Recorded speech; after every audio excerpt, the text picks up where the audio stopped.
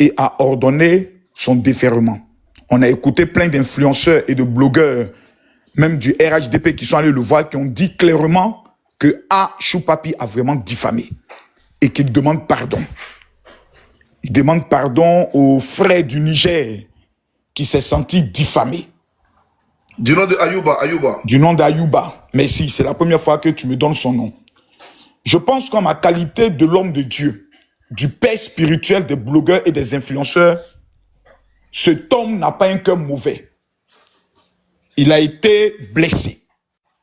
Il a été frustré. J'ai écouté la dernière fois aussi le futur candidat Luc qui a eu à dire que lorsque quelqu'un se sent blessé, se sent humilié, il peut perdre aussi beaucoup en crédibilité dans ses affaires, si je me trompe. Je pense qu'au stade où nous sommes arrivés, les conflits sont inutiles.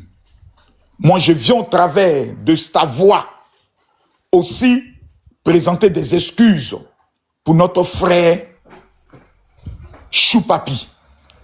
Nous tenons à dire à notre frère, s'il a été blessé, s'il a été frustré, quelque part, nous lui présentons nos excuses. Dans la vie, on ne sait jamais où on peut se retrouver un jour.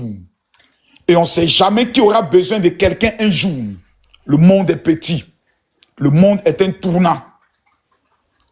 Je viens au travers de ce live, de ce panel, demander à notre frère, humblement, il faut retirer ta plainte.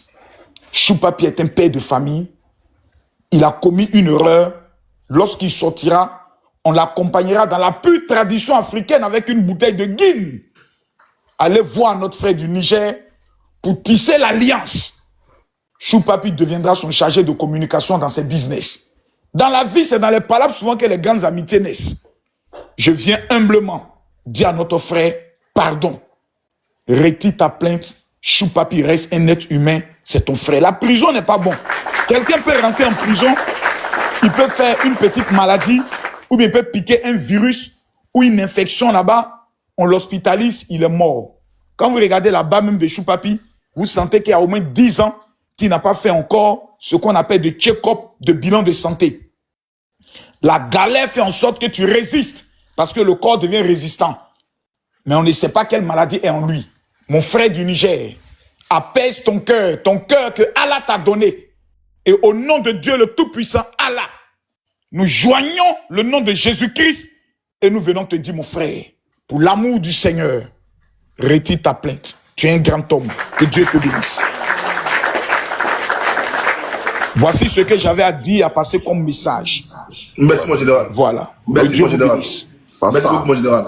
Ok, merci beaucoup. Mon vieux, tu es pasteur, mais tu es prophète. Ça va faire objet bientôt d'un autre débat. Je vous ai dit que je suis en train de me préparer en septembre et en octobre. Vous risquez d'avoir des problèmes avec moi. Général.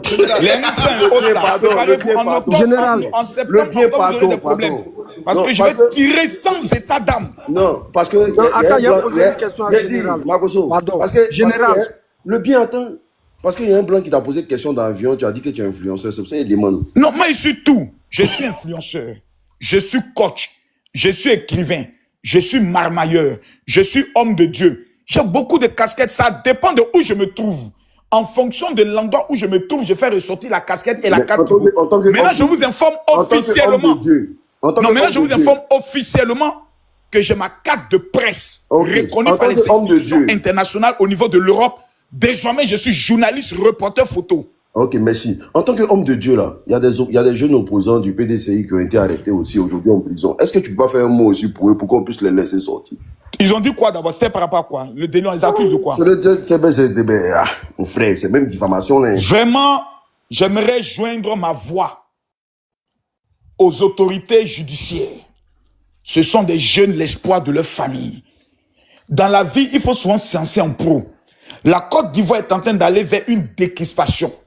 Les arrestations peuvent créer encore des tensions. Nous venons demander pardon en attrapant le pied de nos autorités. Souvent, la faim fait en sorte que les enfants disent des choses qu'eux-mêmes ils ne croient pas. Nous venons demander pardon, que les fils de ce pays puissent retrouver leur famille et vivre la quiétude. 2 jours de garde à vue seulement est trop suffisant pour délivrer l'âme de quelqu'un. Car ce n'est pas tous les démons, on dit au nom de Jésus, au nom de Allah. Il y a des démons, ils sortent quand tu prends l'avion. Quand on dit ladies and gentlemen, il y a une catégorie de démons qui sortent. Les esprits mal élevés, de gros cœur, c'est 2 jours au violon. Quand le policier te dit, mon petit, ça va, on te donne pain et sardine, le démon qui te fatiguait pas automatiquement. Chères autorités, je vous demande pardon. Le bien, vas-y rapidement. Le bien, pose ta question. Question pour le général.